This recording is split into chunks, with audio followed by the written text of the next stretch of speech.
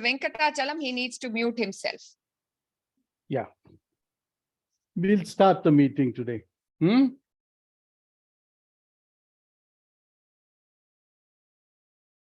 Good morning, everybody.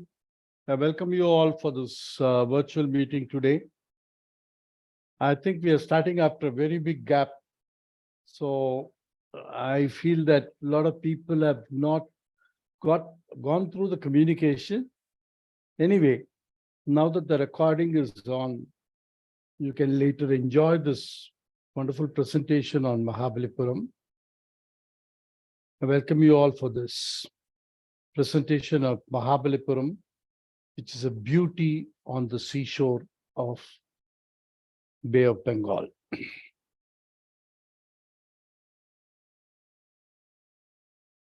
Mamallapuram today is known as, Mamallapuram is known as Mahabalipuram, a seaport that has been existing right from the beginning of the Christian era. Greek travelers and navigators mention about this port city of Mamallapuram. Yuan Sang, the Chinese traveler, mentions that this as Kanchi port. Mamallapuram is named after King Narasimhavarman, who was known as Mamalla. He, being the builder of this city gets the name as Mamallapuram. Many of the monuments that you see in this beautiful city of Mamallapuram dates back to the 6th century, somewhere between 630 to 670. Most of them are executed by Narasimhavarman I, which is what many of the historians do claim it. Of course, there is enough and more of contributions from Rajasimha Pallavan also.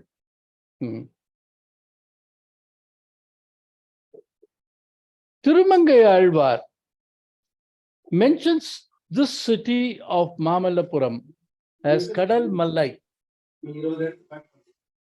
and gives a vivid description about this port city of Mamallapuram. Yes, thank you. The Stalasaina Perumal temple here is considered as one among the Divya Desams, 108 Divya Desams of Vishnu.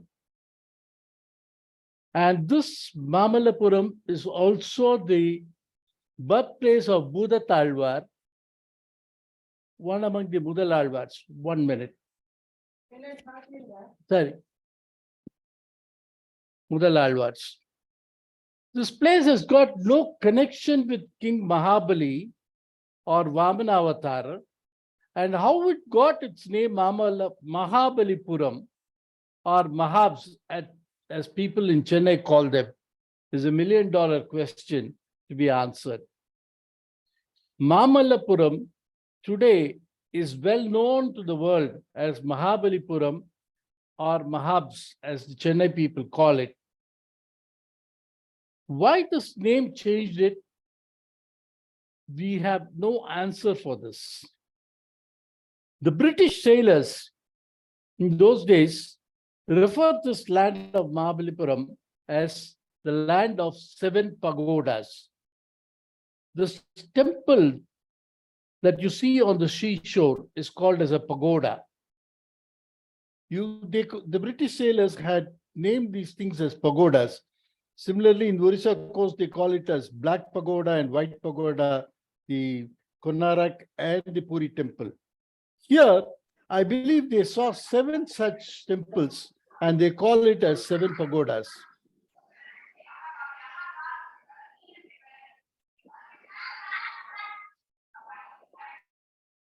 Mamallapuram was a port city of the Pallavas who ruled from the capital city of Kanchipuram.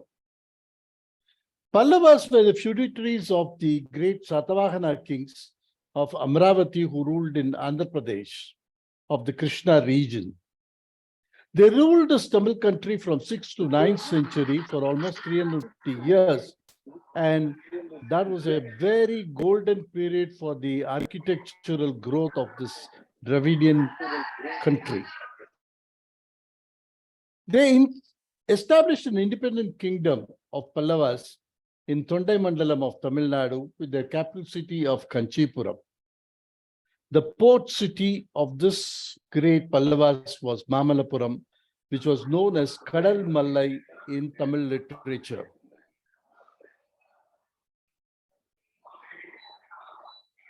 The Chaluva Kuppam, a very small hamlet very close to Mamallapuram, was noted place from the Sangam era. May I request you to kindly mute, please? Mr. Srinivasan, please mute. Thank you. The excavations that were done in this place after 2004 tsunami have brought to light the airy old brick temple dedicated to Subramanya Swami, dating back to 2nd century BC. Now, what you see here in this picture is the temple of Subramanya Swami built during the Sangam era.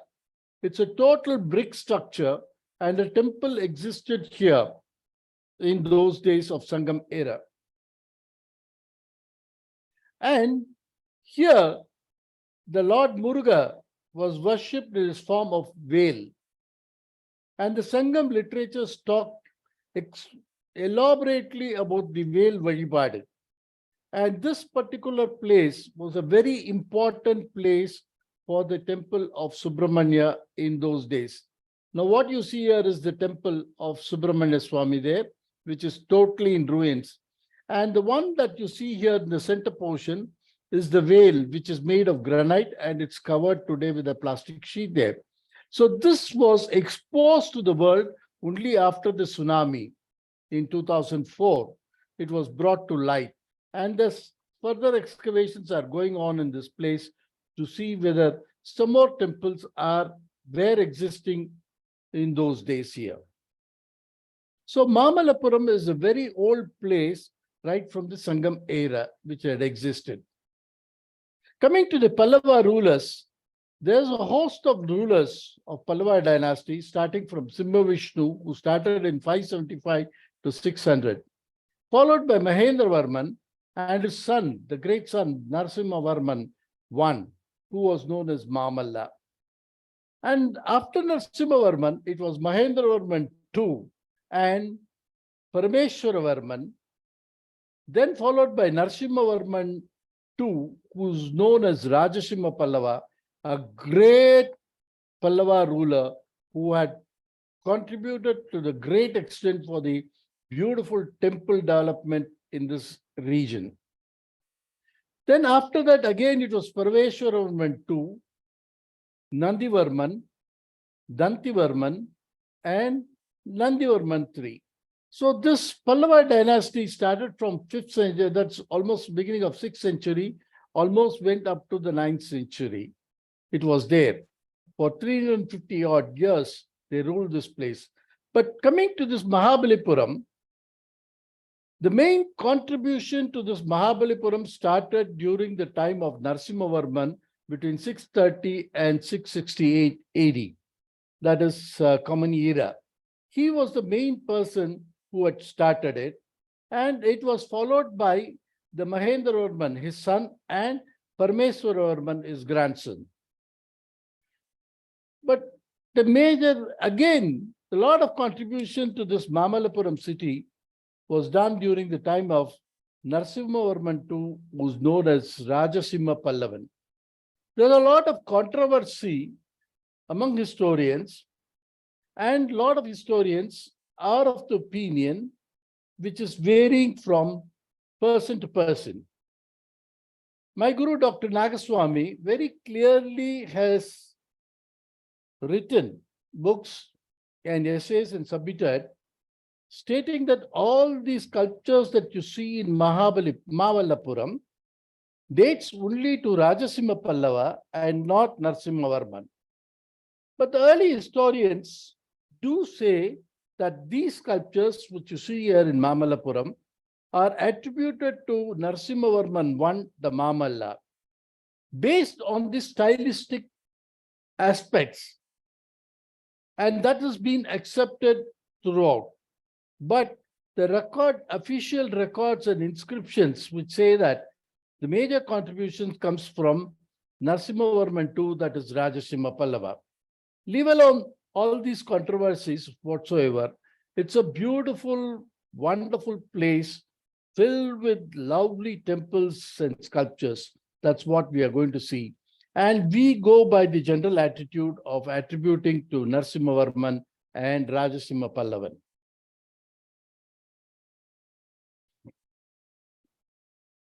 Mamallapuram rock cut excavations were started by Narasimhavarman, continued for further 100 years by successive rulers, and reached its pinnacle during Rajasimha Pallava. These temples were not meant for worship. Please understand, none of these temples in Mamallapuram were meant for worship. It was considered as a museum to showcase the beauty of the Dravidian architecture, temple architecture, to the world, as this was a major port city which attracted thousands and thousands of foreign visitors who were coming to this great land of Tamil country. These monuments, all these monuments are unfinished poetry on stone. Every monument here that you see is unfinished. And they are all so beautiful, beautifully finished as poetry on stones. And even today, all these monuments in Mamallapuram remain as a riddle on the sand of this great shore of Mamallapuram to this day. It's a riddle that you cannot solve it.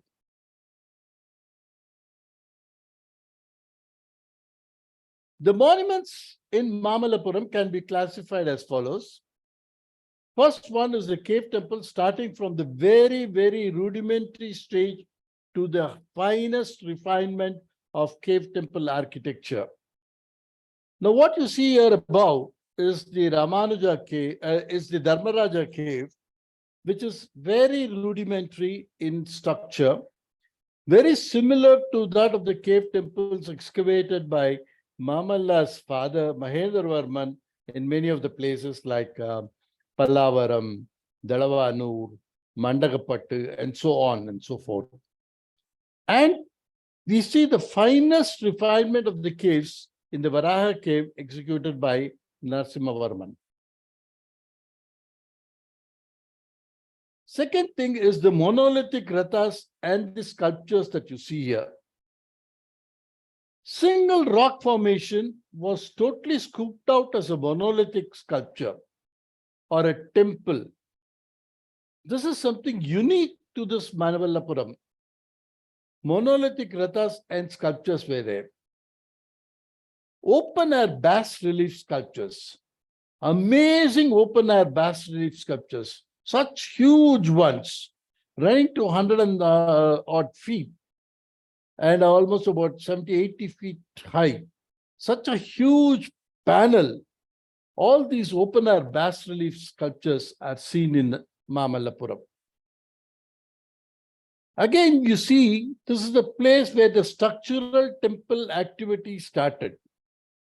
People started excavating rocks, made the rock cut temples. Then they created monolithics. Then they created the open-air bas-relief sculptures. And after that, they started taking the stones, assembling it as structural temples. The first ever structural temple made out of stone is seen in Mamallapuram. That is the beautiful stone temple that you see here in Mamallapuram.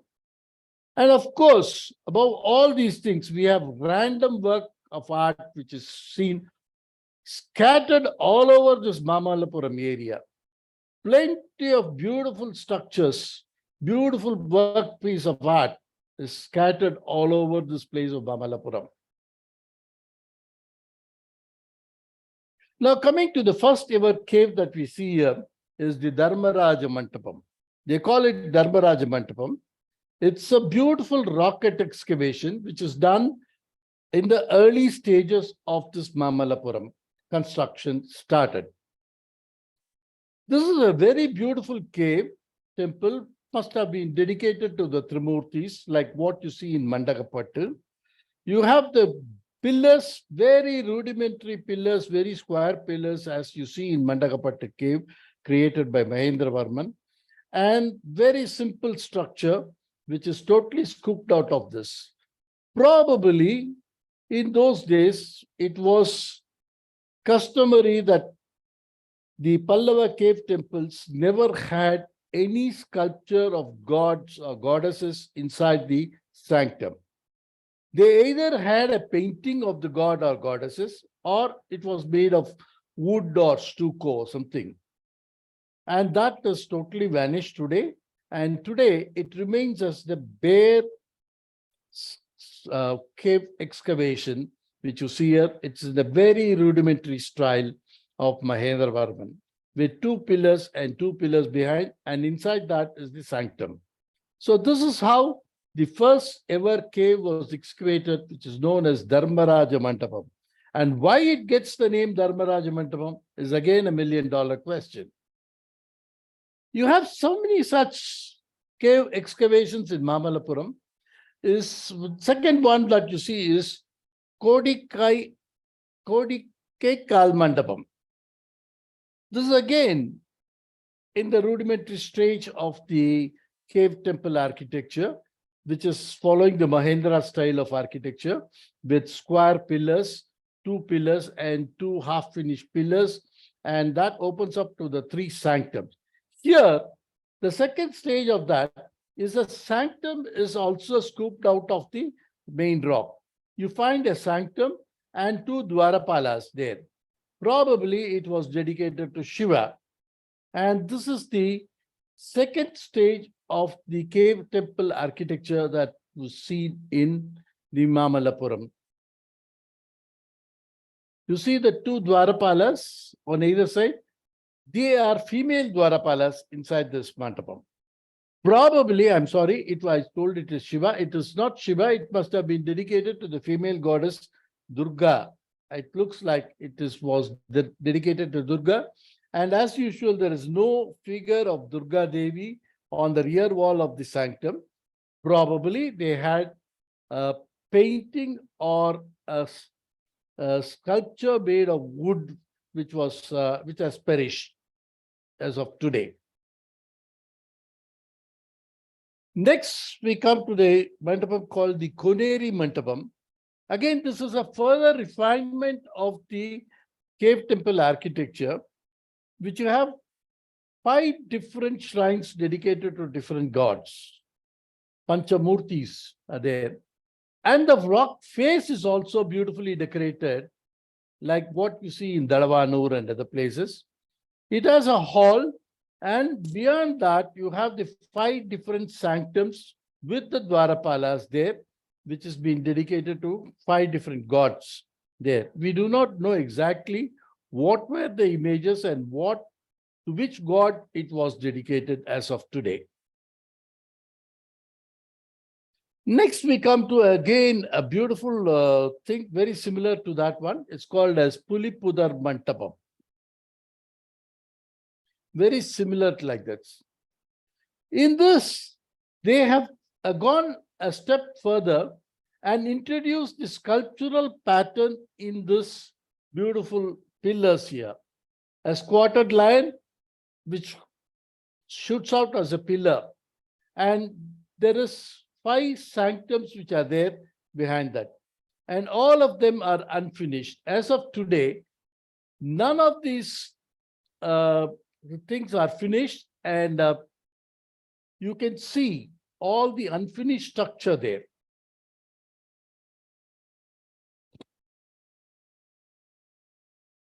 You can see how they have left it unfinished, scooped up halfway through. And why was it left unfinished? God alone knows. Now we come to the next beautiful finish of a mandapam, which is known as Ramanuja Mandapam. Why it is called Ramanuja Mandapam is again $1 million question. Actually, this Ramanuja Mandapam is a beautiful finish of the Narasimha Pallava style of architecture, inside which there is a sanctum, and that sanctum had the image of Somaskanda there. Zoom பண்ணிட்டு. Can I request you to kindly mute, please?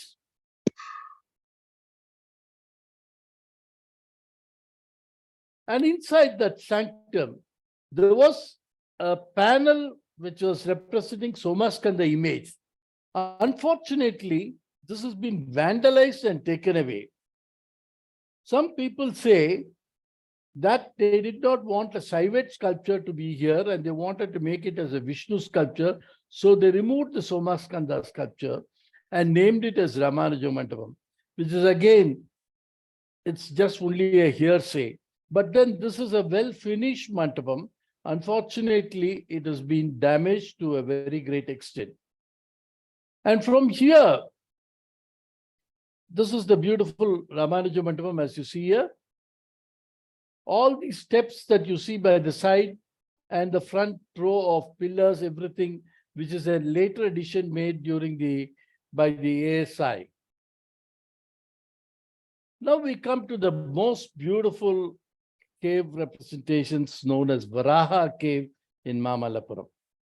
Varaha Cave is one of the most beautiful caves dedicated to the Vishnu form, and that has been executed by Narasimhavarman I. This is again a single cellar cave temple dedicated to Vishnu with 2 pillars and 2 half pillars right above the squatted lines. And the capital design is also wonderfully executed. And there are sculptural panels on all the walls of this particular Varaha cave. This faces west on a huge boulder scooped out, and it's dedicated to Vishnu. The temple facade consists of 2 pillars and 2 pilasters raises from the rock front. A pillared platform leads to the Mantapa, which is where the sanctum is located in the rear side. The slender pillars are seated on the lion-faced yalis. The heads merge into octagonal shafts of the pillar with a taper flow of the octagonal and ornamental capital design. May I request you to kindly mute who's traveling? Yes. The cave near the wall has a square shrine which projects inside a rock slightly above the floor, and it's been flanked by Dwarapalas on the upper planks. Mr. You Lakshman have- Rao, please mute, sir. Mr. Lakshman Rao, kindly mute, sir. Okay.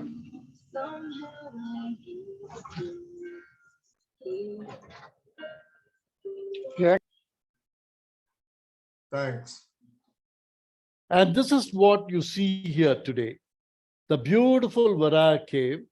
In the close-up, there's something pond-like opening here in the beginning, in the entrance, with the steps that leads into that, and the 2 slender, beautiful pillars, yali pillars, which are full, and you have the beautiful capital designs. The entire 3 faces of the wall of the cave are executed with wonderful sculptures. It's one of the greatest examples of the great Pallavan architecture that you see in this Varaha cave, executed during the time of Narasimhavarman.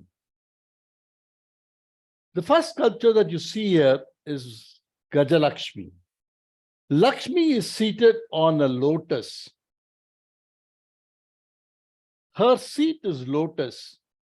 She has the maids around her. The 4 maids are there. They are taking the pots of water and giving it to the elephants. The elephant carries the pot of water and does the Abhishekam for Lakshmi. There's a continuous process of doing the Abhishekam to Lakshmi is going on in such a beautiful manner, and that's Lakshmi you see here. She is Gajalakshmi.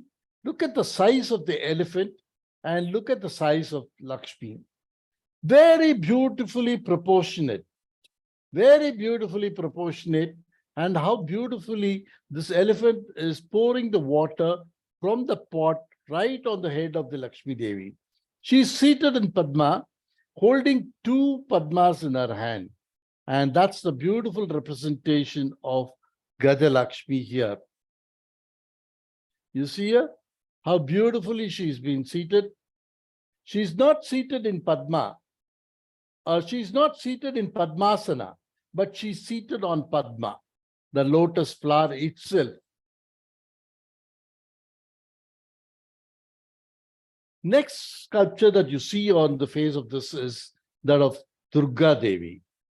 Durga worship was very common in those days, and you have the two Vahanas of the Durga, the Simha and the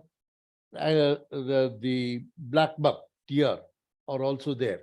All the Ganas are seen around Durga, and two people are doing their sacrifice to Durga. If you see this Durga very clearly, it is a representation of Harihara form, which is known as Vishnu Durga.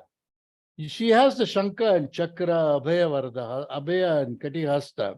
She stands erect, and there is a beautiful canopy right on top of her head, an umbrella. And she is standing on a Padma.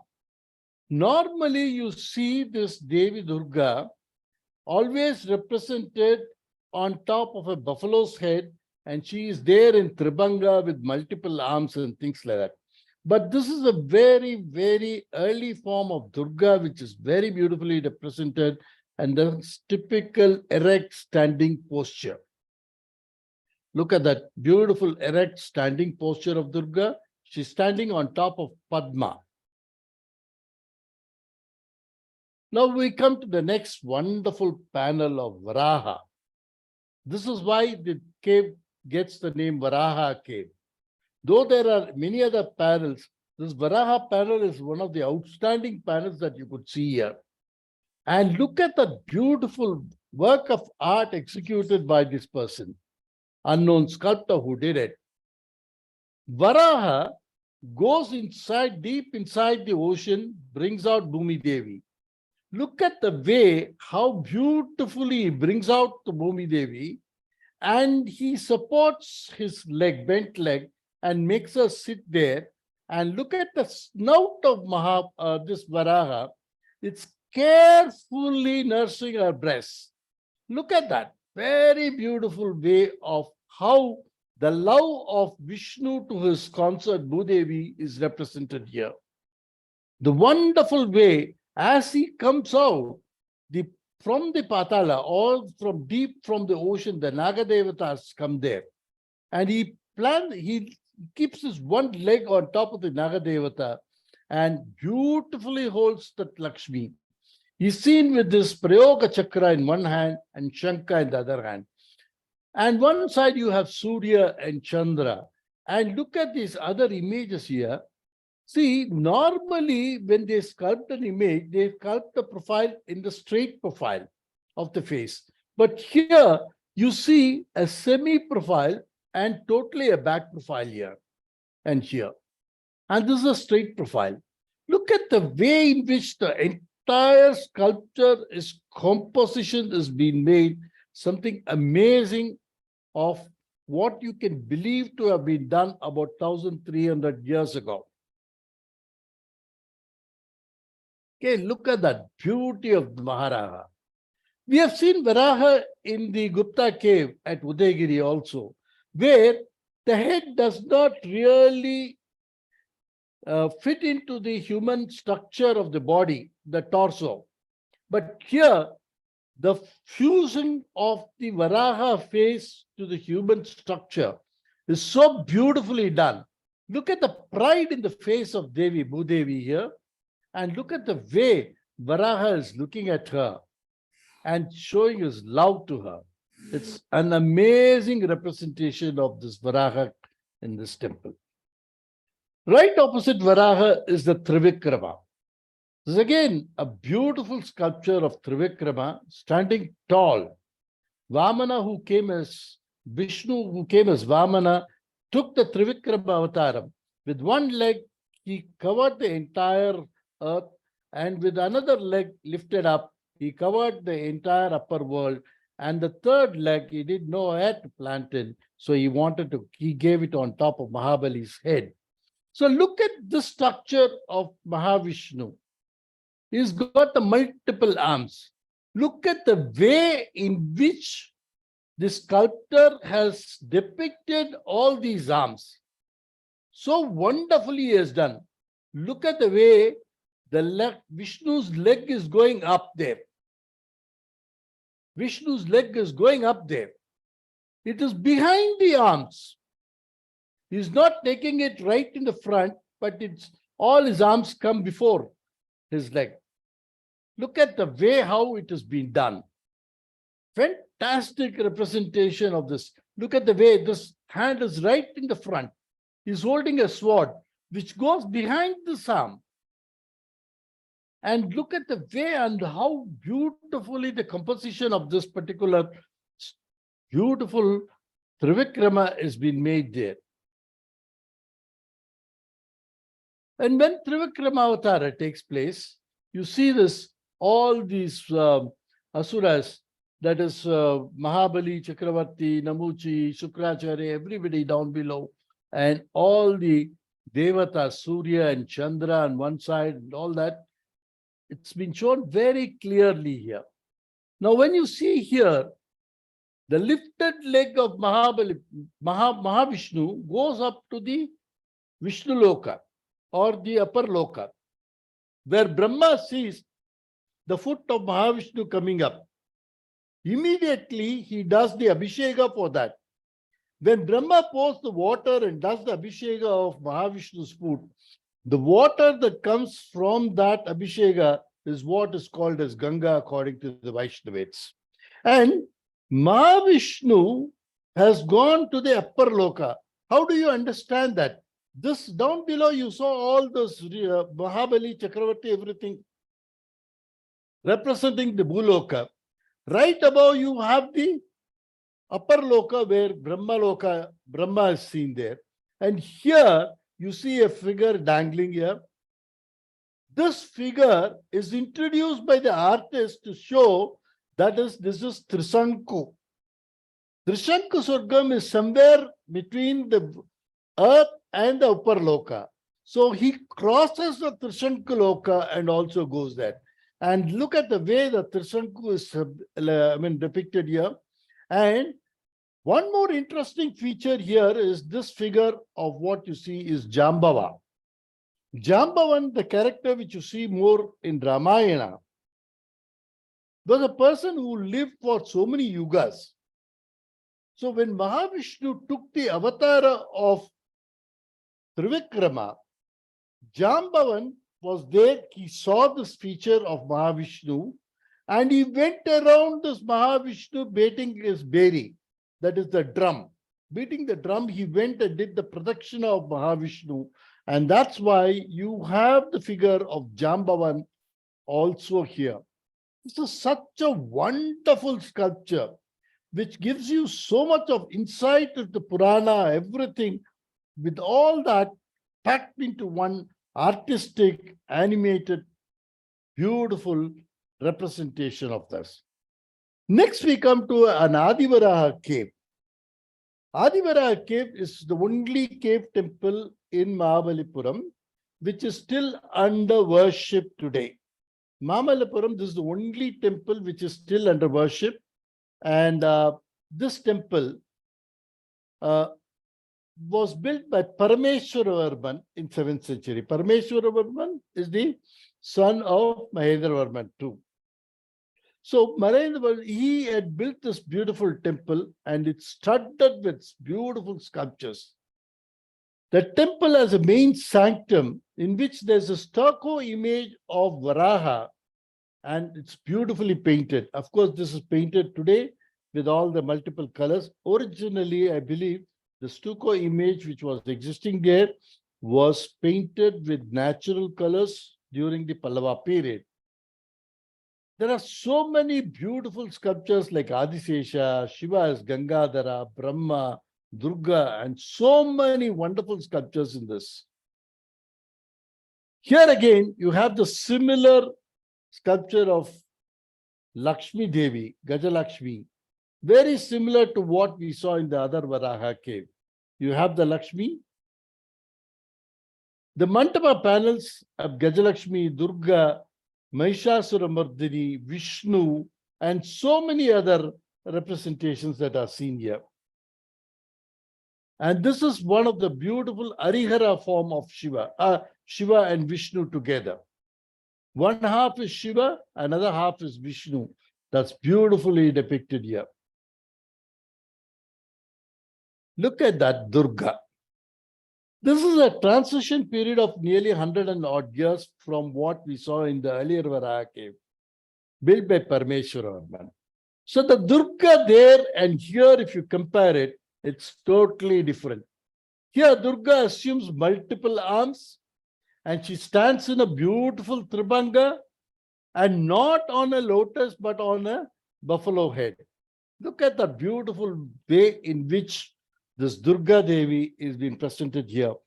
This Durga image stood up in Pallava period to a very great extent, and this was followed by the early Cholas also in their representation. A very similar Durga is what you see in Pullamangai and Punjai and so many other places also. Such beautiful Durga here. Again, you have another Vishnu and so many sculptures there. And this is a portrait representation of the king and his two queens. It's Mahendra, it is said as to be Simha Vishnu Pallavan. Simha Vishnu Pallavan, it's what they say it. This is the portrait image of Simha Vishnu Pallava with his two concerts. And this is again, the image of Mahendra Varma with his two concerts here. These are the two portrait images of the Pallava kings which are headed in this cave, which gives a vivid picture of how the kings and the queens of the Pallava era looked. And this is wonderful representation that we have here. There are many inscriptions in this Varaha cave, all written in Pallava Grantha. And two of them, all these most two important inscriptions belong to the 7th century during the time of Parmeshwara. One says the king, the seated king as Simha Vishnu Potirajan, and the second one is Mahendra Potirajan. Now, this is built by Parmeshwara. Parmeshwara father was also Mahendra Varman. Whether this is Mahendra Varman II or Mahendra Varman I is again a big question mark. But let us go with the common thought that is there. The two sculptures are the portrait images of Simha Vishnu Pallavan and the Mahendra Varman I. There is again a most important inscription in this particular temple, which is written in, which is a Sanskrit inscription written in Pallava Grantha, dating back to 7th century, that gives the vivid description of all the 10 incarnations of Vishnu. Matsyakurma, Vamana, Matsyakurma, Varaha, Narasimha, Vamana, Vamana, Balarama, Rama, Parshurama, and Krishna, Kalki. All the 10 avatars are very beautifully described here. Now we come to the next beautiful cave temple excavation here in it's known as Mahishasura Mardini cave. This is excavated on a beautiful rock like what you see here, right on the hill. It's almost a small hillock there. And right on top of that is a structural temple which served as a lighthouse in those days. This is the location of Mahishasura Mardini cave. You see down below here, this is the Mahishasura Mardini cave. This is the best example of Indian rock cut architecture created by Pallavas of the 7th century. The rock cut excavation is below the part of the hill, and on the top, the temple there served as a lighthouse in those days. Look at this. This is the British archive photographs of this particular cave temple taken in somewhere about 1830s or 40s, something like that.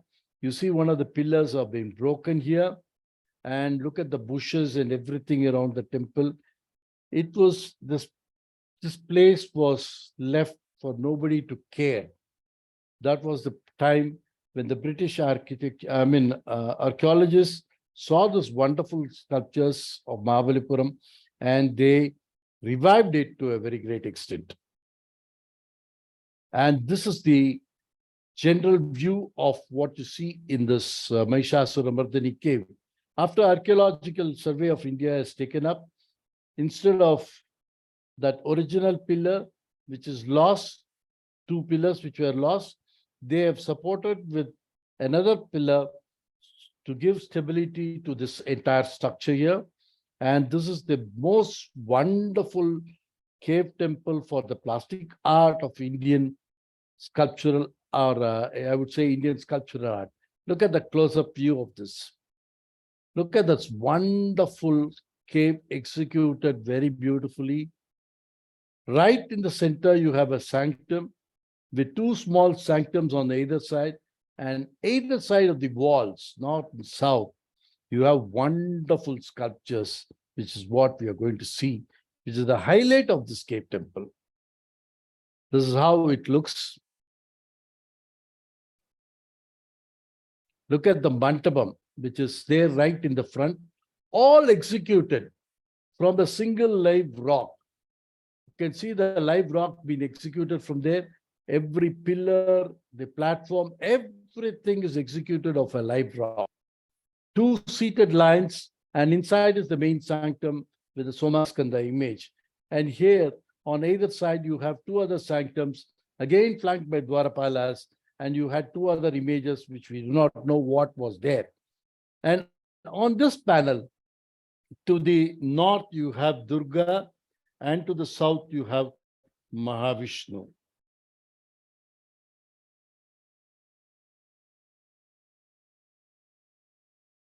Now, coming to the Mahavishnu panel, which is wonderful panel.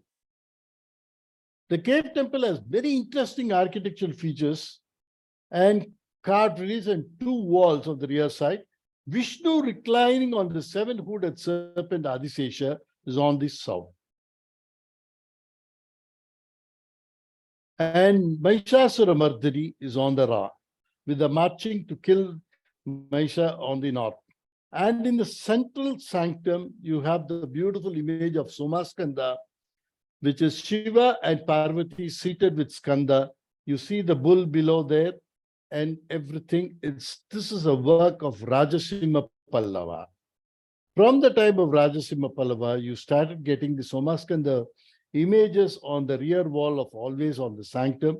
And this is a beautiful execution during the time of Rajasimha Pallava. Now, coming to this wonderful sculpture of Mahishasuramardhana. It's a beautiful panel, most animated panel of or animated sculpture that you can see anywhere in this world. I would say it's anywhere in the world. Such wonderful animated sculpture that you see here.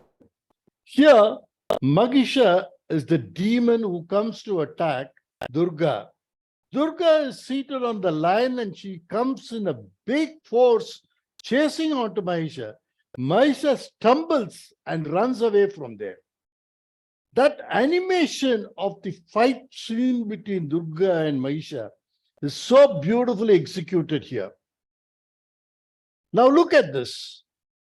The Durga panel, if you see, it is 2 panels. The entire story can be divided, the entire panel can be divided into 2 halves. One showing the Durga, other showing the Mahisha. These 2, when joined together, makes a beautiful animated panel. Look at that way Durga is seated there on top of the lion. And she comes with a force to charge on Mahisha. The force or the speed at which she is coming to charge on Mahisha is seen there. And look at that expression of Mahisha is shown here. He's running away.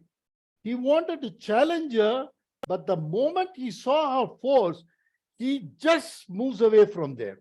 That animation is so beautifully depicted here in this panel. Now just see that.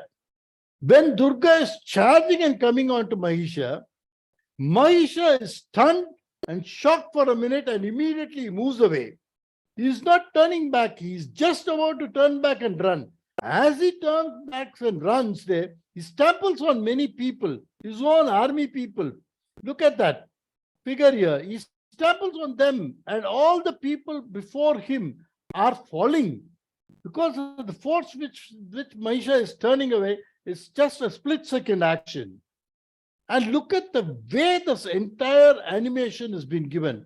Look at Durga, how beautifully her arms are arranged in different locations, giving the three-dimensional effect of that beautiful sculpture. And the way and the force with which the lion is pouncing on her. Look at the ganas that are accompanying Durga Devi. They are all so animated, so beautiful. One is carrying the umbrella about her, another one is playing a drum, the third one is holding a bow and arrow and fighting and so on. Look at that wonderful animation that is being given here. This Asura, he sees there and he's stunned about that Durga's appearance. He didn't know what to do or something. So he's just stunned and looking amazed at the appearance of Durga. These two Asuras are running away and they have fallen. One is about to run, another one has fallen.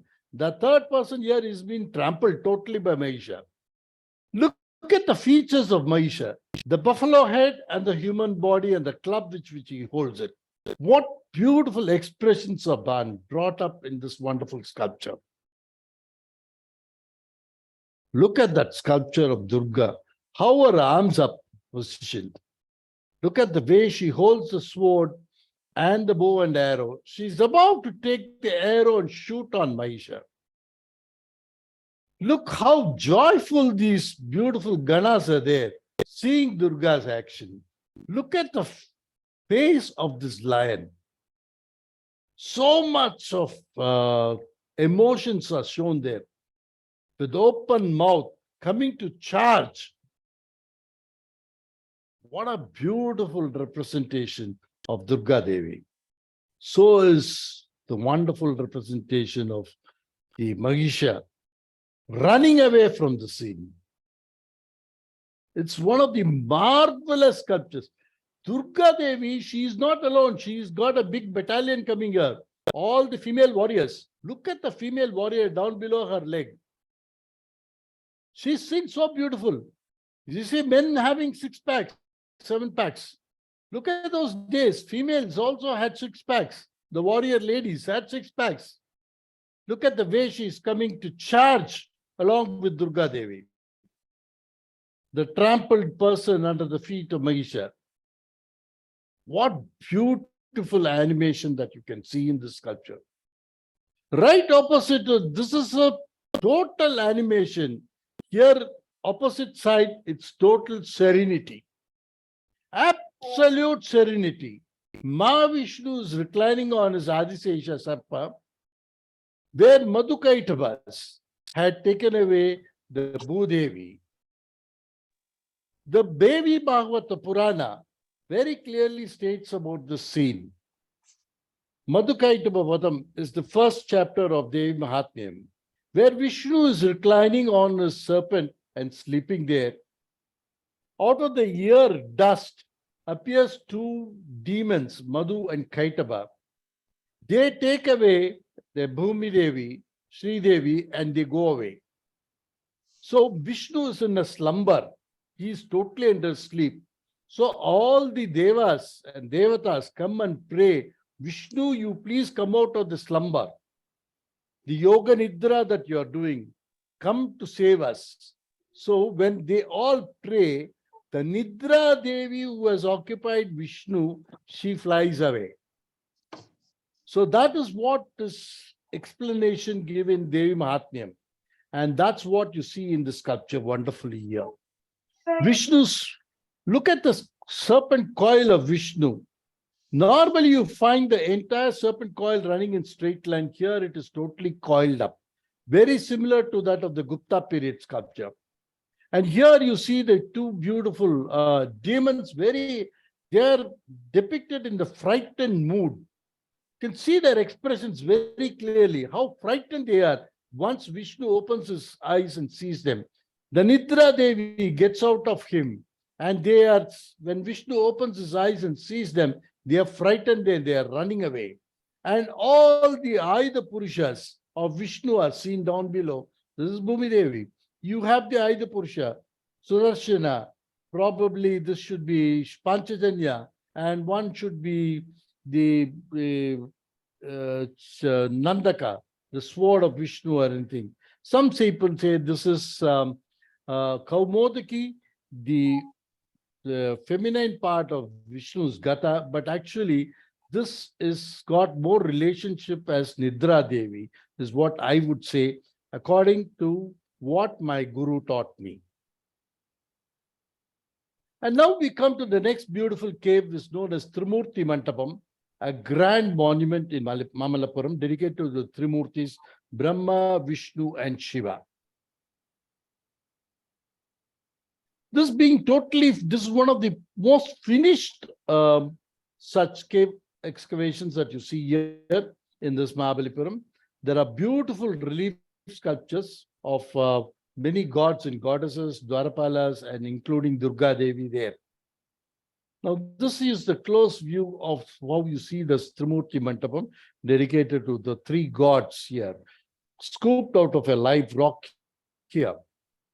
In the first central hall, you have Shiva, represented as Shiva standing form with all the attendants there, and a Shiva Linga also. Probably this Linga is a later attachment, we do not know. But here you have the two Dwarapalas, and inside that you have the image of Shiva, very beautifully depicted. Now on the next side, you have Vishnu, Trinity of the three gods. Vishnu is here with two Dwarapalas. He's standing there and on top of a Padmapitam, and the devotees are down below the leg of Vishnu, and this is Vishnu. The third one is Brahma. Now, you don't have Brahma's image here. Brahma's got with three heads and so on. But here, instead of Brahma, they have given the image of Skanda, Subramanya Swami. And they call him as Brahma Sastra. According to the inscription, they call him as Brahma Sastra. He is the one who taught Brahma. We have the story in the Shiva Puranam also, where Skanda taught Brahma on what is Pranava Mantram, and Shiva wanted to know. Then he said, you come, I will be the guru, you be the student, and you can learn the Upadesa for me, Swaminatha Swami. So he's called as Brahma Sastra, and that Subramanya Swami image is given in place of Brahma, and you have the two Dwarapalas represented as Rishis, who are there along with Brahma to learn the knowledge. Look at that beautiful depiction of Subramanya Swami. How do we say it is Subramanya Swami? Because of the Vallavattu. He is Deva Senapati. So he has got that beautiful two beautiful chains going around crisscross along his chest, which represents that he holds the position of Deva Senapati. And you have a Durga image also on the wall. Now we come to one of the other caves known as Atirana Chanda cave, which is located in a place about 4 or 5 kilometers away from Mamallapuram. It is called as Chaluva Kuppam. In this Chaluva Kuppam, you have a very beautiful cave temple, this is what you see here in the picture. It is called as Atirana Chanda cave, executed by Rajasimha Pallava.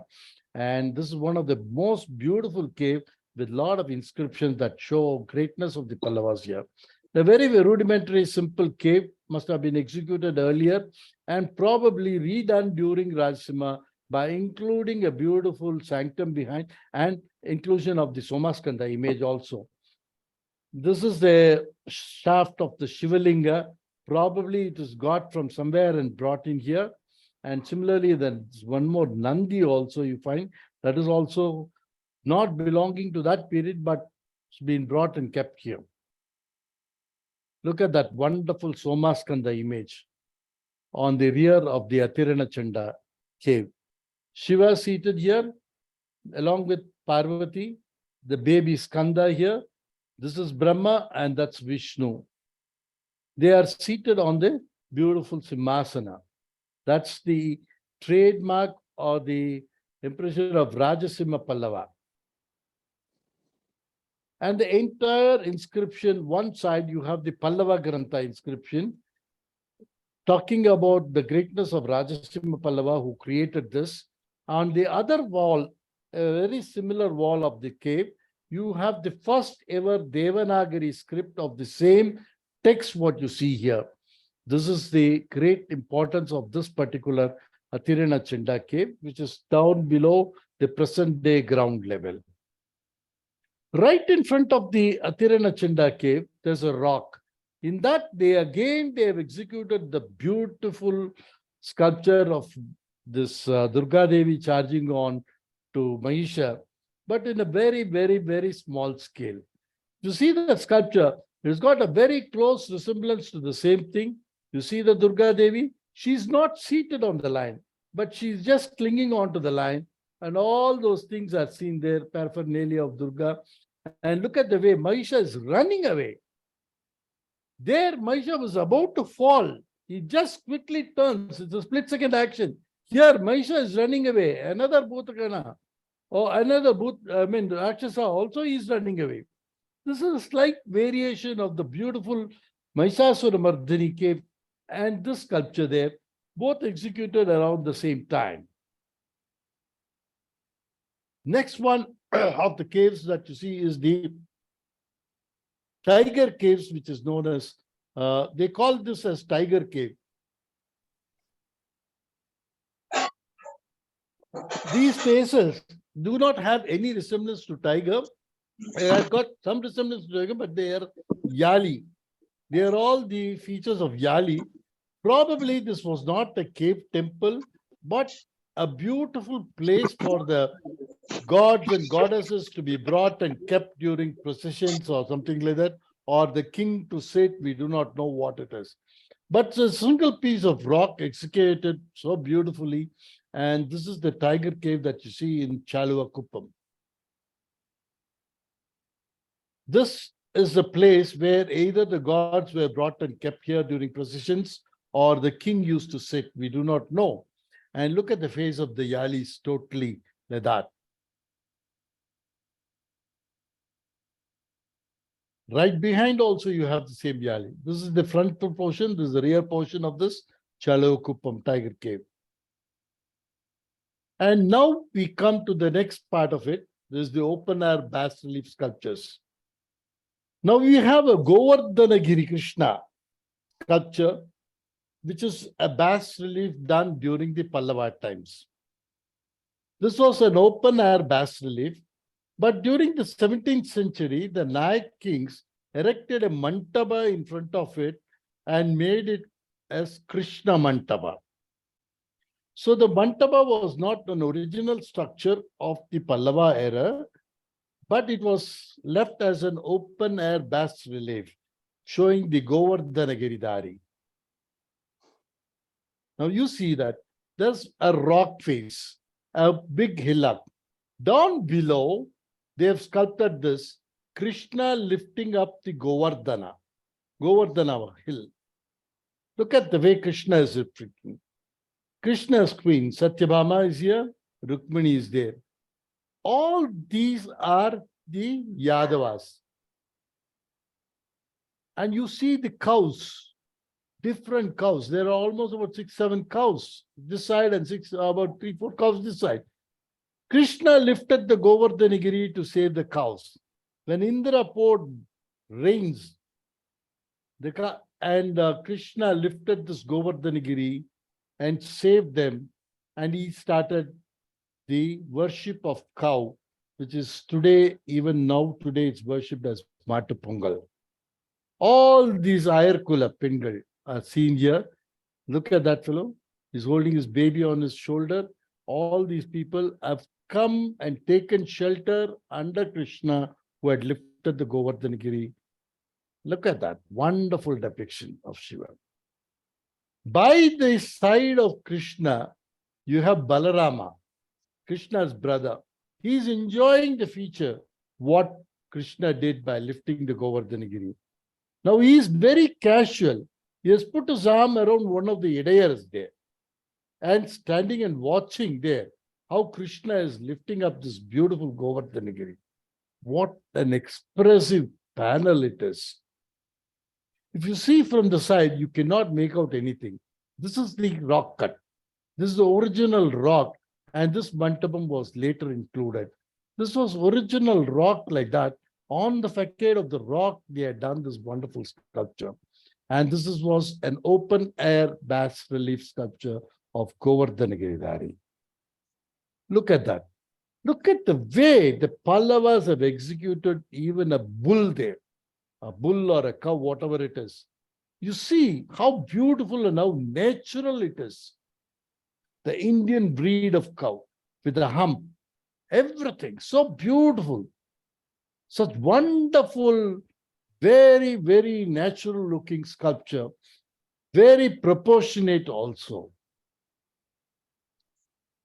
And not only that, you see all the Gopikas, the Edayan and Edayachis who had enjoyed the Krishnas lifting up Govardhana are rejoicing that they are dancing along with their cows. Look at that. The entire rock, which is going almost about 100 and odd feet length, is fully covered with sculptures.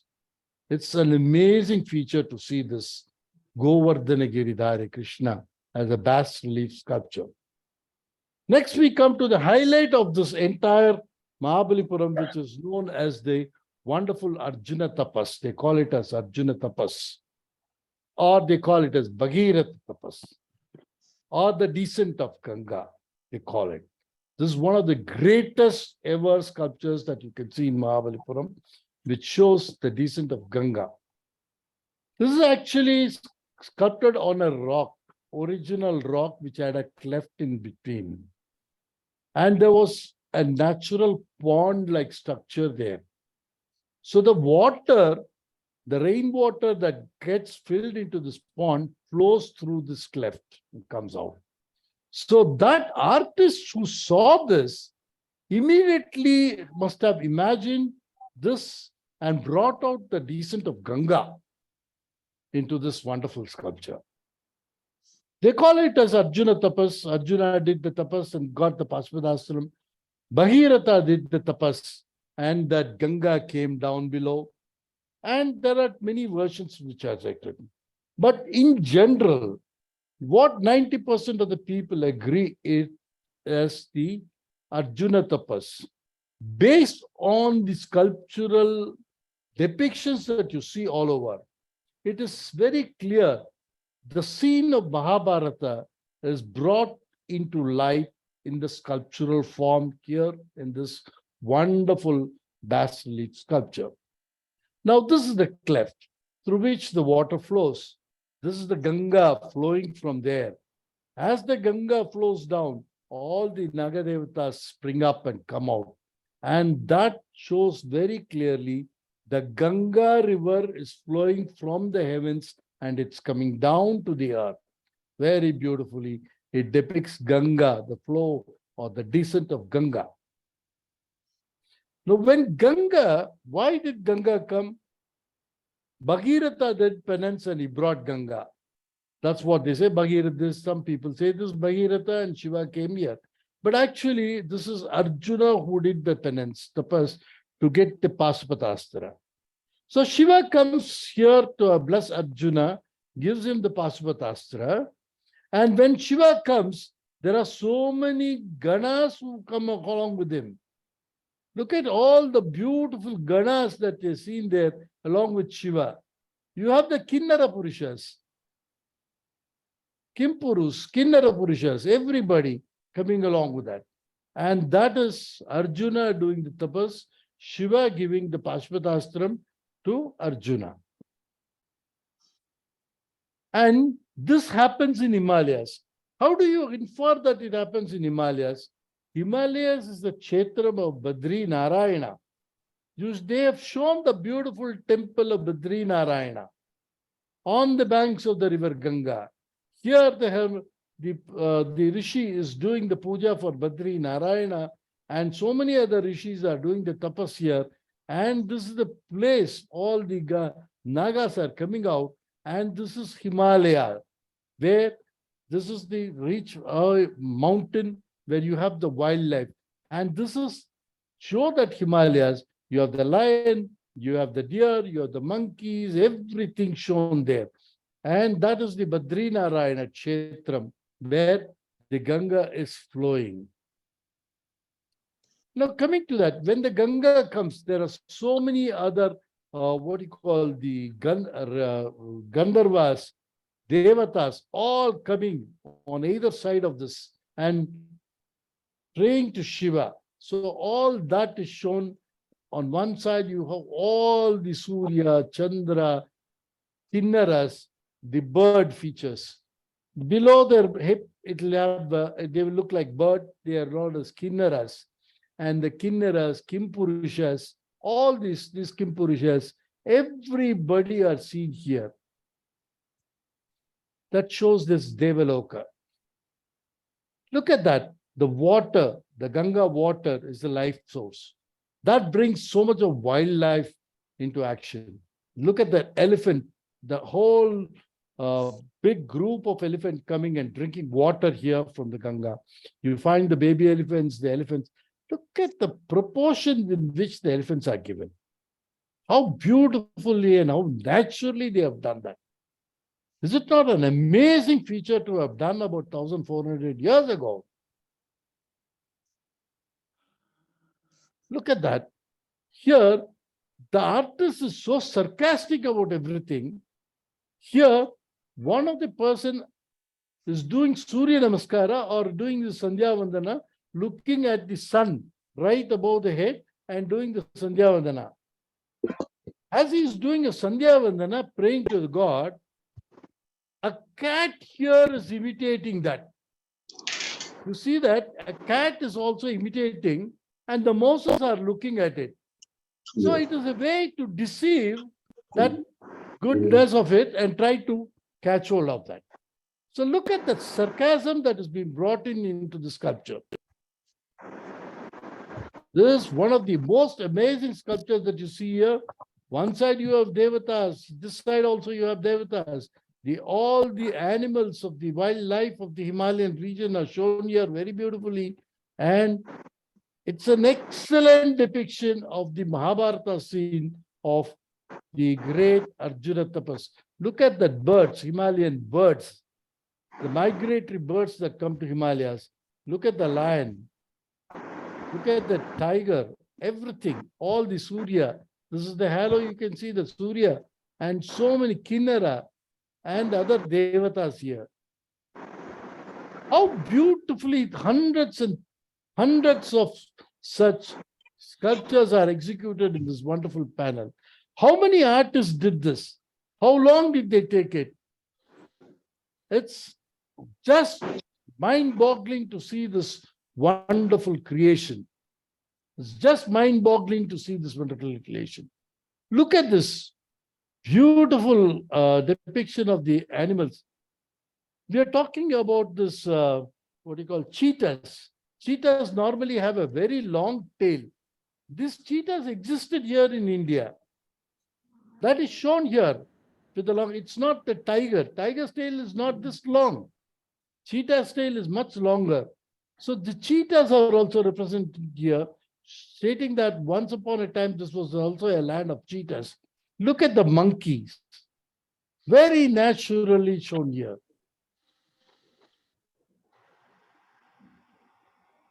In this first part of this lecture, we have seen the rock-cut temples that were created in this place from 6th century to 8th century, and the wonderful sculptural panels decorating the caves. We also saw the open air bas relief sculptures. In our next presentation, we'll explore the monolithic rathas and the most beautiful structural temple on the seashore. Thank you very much. And if you have any questions, let me take it. Thank you. Thank you, Guru. Thank you very much. Any questions? I'm prepared to take.